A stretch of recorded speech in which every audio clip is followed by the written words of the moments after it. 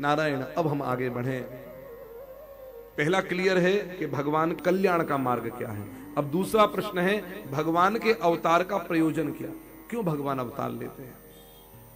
तो भगवान के अवतार के बहुत सारे प्रयोजन हो सकते हैं। जब जब होए धर्म के हानि, यदा यदा ही धर्मस्य।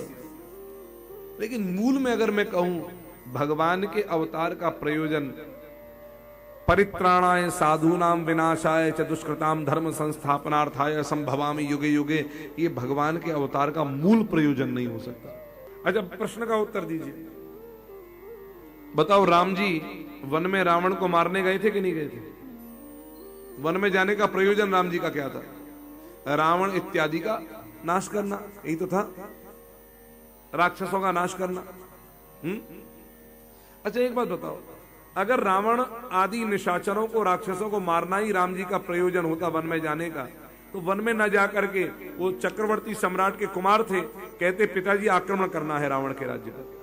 अरे कारण तो देखिए, भगवान जो है उनको अगर रावण को इत्यादि को मारना है तो कारण तो बना बनाया है कि रावण से लोग त्रस्त थे, रावण से लोग त्रस्त थे। न रावण के राज्य में वेद पुराण का पाठ होता था, रावण सब बंद करवा देता है। आप समझिए बात को, यज्ञ इत्यादि सब बंद करा दिए। और दशरथ चक्रवर्ती राजा हैं, चक्रवर्ती राजा जिसका चारों दिशाओं में राज्य हो, तो उनका कर्तव्य बनता है कि अगर प्रजा दुखी है तो उस प्रजा को सुखी करे। तो ये काम तो बहुत आसान था।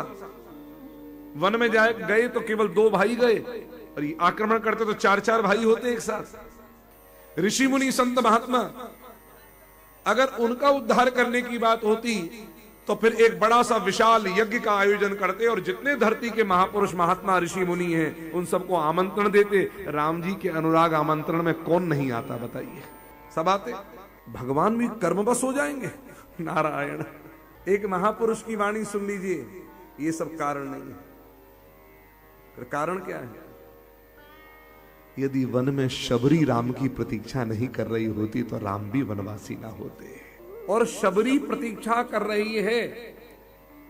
अब कोई ये कहेगा शबरी को भी बुलवा लेते अपने पास, तो उसका उत्तर मैं आपको दे रहा हूं। पहली बात तो शबरी इतनी फेमस पर्सनैलिटी नहीं है, शबरी इतनी फेमस पर्सनैलिटी नहीं है कि उसको हर कोई जान जाए। और अगर शबरी को भगवान, क्योंकि वो सर्वांतर्यामी है, बुलवा लेते तो लोगों को राम पर यह संदेह हो जाता कि ये मनुष्य नहीं है, भगवान है। पहली बात। और राम जी को तो अपनी भगवत्ता छिपानी थी सबसे। दूसरा कारण सुन लीजिए, राम जी शबरी को फिर भी नहीं बुलाते। क्यों नहीं बुलाते। शबरी के अपने गुरु हैं, उनका नाम है मतंग मुनि। जब उनके गुरु सशरीर भगवत धाम जाने लगे तो शबरी रोने लग गई, गुरुदेव मुझे भी साथ लेकर के जाइए। गुरुदेव ने कहा, शबरी प्रतीक्षा कर, मैं भगवान के पास जा रहा हूं। तो कहा मुझे भी भगवान के पास ले चलिए गुरुदेव, मुझे भी भगवान के पास ले चलिए। अरे पगली, मैं अपने साधन योग बल के प्रभाव से अपनी आयु पूर्ण करके भगवान के पास जा रहा हूं, लेकिन तुझे भगवान के पास जाना नहीं पड़ेगा, भगवान तेरे पास चल करके स्वयं आएंगे। प्रतीक्षा कर। और शबरी प्रतीक्षा करती है। आप रामचरितमानस पढ़ करके देखेंगे, जब राम जी आए शबरी के आश्रम की ओर और शबरी को समाचार मिला तो गुरुदेव के वचन का स्मरण करके शबरी आनंदित हो गई। गुरुदेव आज आपकी वाणी सफल होने जा रही है, जिनकी प्रतीक्षा कर रही थी वो आ रहे हैं, वो प्रभु राम आ रहे हैं। और सज्जनों, मैं निवेदन करूं, शबरी कभी कोई कौवा आकर बैठता था वृक्ष पर और काए काए करता था, और शबरी उस काक से पूछती थी, क्या कहती थी, बोले बोले कागा मेरे राम कब आएंगे, बोले बोले कागा मेरे राम कब आएंगे, आए नहीं सांवरे लगाई कहां देर रे,